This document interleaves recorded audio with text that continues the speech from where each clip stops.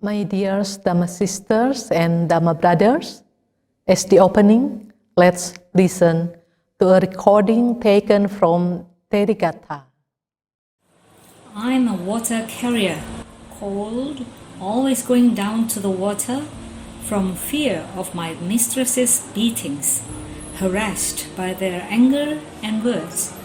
But you, Brahman, what do you fear that you are always going down to the water with shivering limbs, feeling great cold?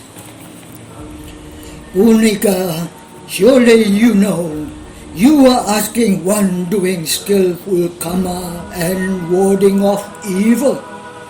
Whoever, young or old, does evil karma is, through water ablution, from evil karma set free.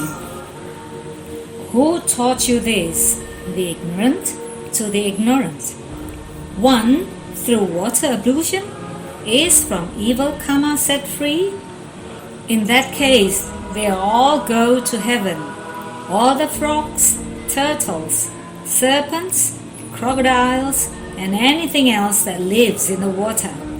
Sheep butchers, pork butchers, fishermen, trappers, thieves, executioners, and any other evildoers would, through water ablution, be from evil karma set free. If these rivers could carry off the evil karma you've done in the past, they would carry off your merits as well, and then you would be completely left out. Whatever it is that you fear, that you are always going down to the water, don't do it. Don't let the cold hurt your skin. I've been following the miserable path, young lady, and now you have brought me back to the noble. I give you this robe for water ablution. Let the robe be yours. I don't need it. If you are afraid of pain, if you dislike pain, then don't do any evil karma in open, in secret. But if you do or will do any evil karma, you'll gain no freedom from pain, even if you fly up and hurry away. If you are afraid of pain, if you dislike pain, go to the awakened one for refuge. Go to the Dhamma and Sangha. Take on the precepts. That will lead to your liberation. I go to the awakened one for refuge. I go to the Dhamma and Sangha. I take on the precepts. That will lead to my liberation. Before, I was a kinsman to Brahma. Now, truly a Brahman. I'm a three-knowledge man, consummate in knowledge, safe and washed clean. The story of Punnika is very interesting. Maybe we cannot picture in our mind the social situations at that time, because no such thing we can find in our surroundings. But one thing for sure, Punnika was a female slave, or a maid who worked to do household chores under the fear of getting the physical beatings and verbal harassment.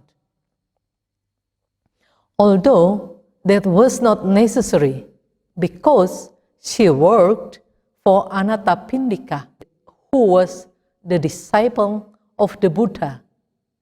But she did not waste her time and life as a human. She earned her living by skillful means, and her hard work had benefits for her employers. One thing for sure, she suffered and felt a lot of fear. Thus, her suffering was physical and mental. However, that did not prevent her from developing the right understanding and the right thoughts, two aspects forming wisdom in the Eightfold Noble Path taught by our great teacher, the Buddha.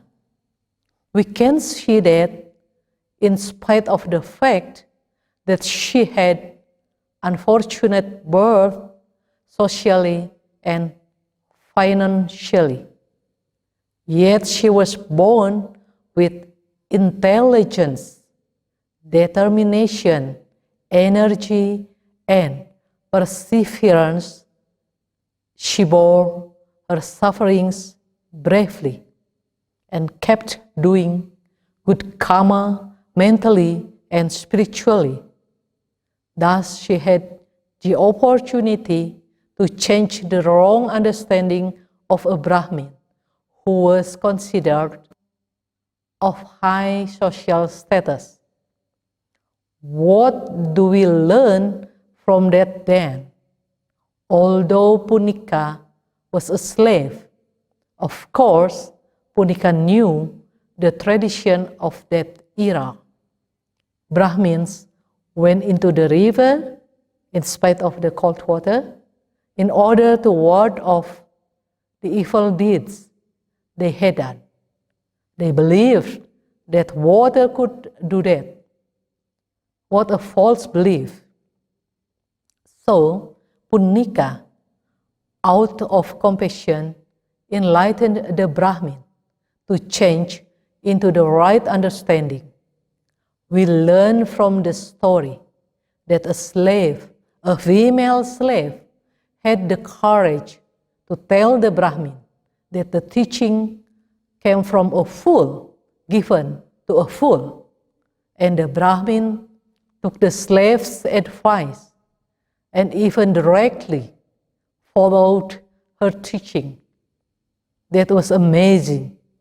We can say that at that time, women were also highly appreciated, contrary to what we imagine that women's status was very super low. However, the Brahmin must have had enough accumulation of good karma so that he was easy to advise. Thus he came to the realization that his belief was wrong and the Buddha's teaching was right. It is amazing to know how lucky and fortunate the Brahmin was.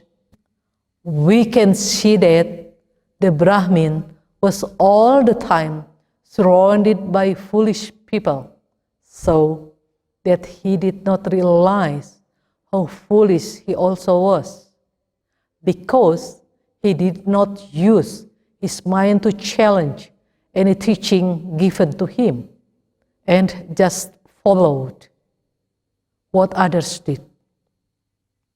How could water ablution set a person free from evil karma?